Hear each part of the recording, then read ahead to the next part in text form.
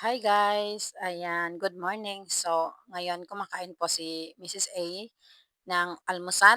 Maaga po ako nakaluto ng ginataang tulingan na may gulay.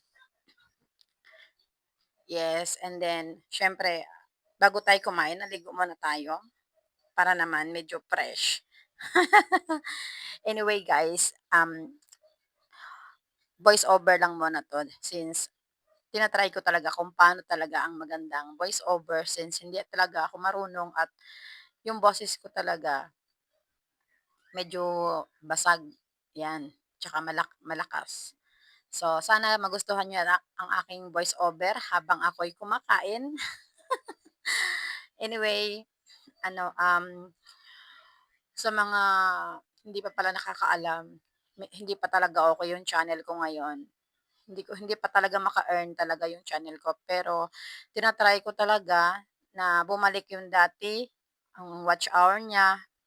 Since okey naman yung subscriber niya, yung watch hour lang talaga guys kasi mahirap. So ayan, sa mga na nanonood naman ng aking, mga videos, salamat po. Kahit papaano may konting views at sa mga nag-play ng aking videos, thank you so much. Malaking tulong po 'yan sa watch hour ko, ayan. Tina-try ko talaga na bumalik yung channel ko kasi sayang naman, 4 na taon na din 'yun guys.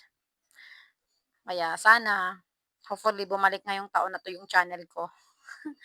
Pero hindi pa rin ako titigil sa paggawa ng video since talagang ito naman yung hilig ko at ito lang yung alam kong gawin at ayan, tina-try ko talaga na gumawa o mag-create pa ng mga videos, mga ayan.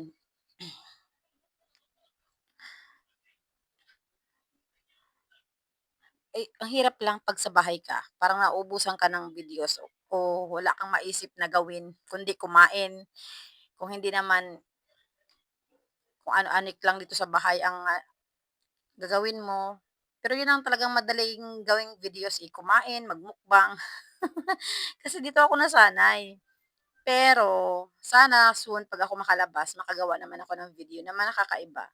I mean yung, nasa labas, sa labas kumain, charot, nakikipag-bonding sa mga ibang nanay. Since ngayon guys magpapasok ka na, so sana marami akong magawang video dun sa school o kung saan man kami pumunta, charot.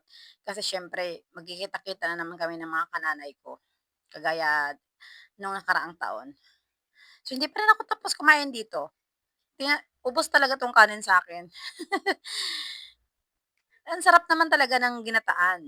Sino bang hindi gusto yung ginataan, 'di ba I think lahat tayo talagang gusto ang ginataan. Lahat ng uri ng gulay o isda na ginataan masarap talaga, o 'di ba? Hindi talaga ako papayat dito. Anyway, ano, hanggang dito na lang muna guys. I think mga 3 minutes lang 'to siguro. Ika-cut ko 'to kasi medyo mahaba. Hindi na rin kaya ng aking, oras dahil may lakad pa ako ngayon papuntang school. So, bye-bye. Thank you so much sa mga nakikinig at nanonood ng aking videos. Again, this is Mrs. ATV.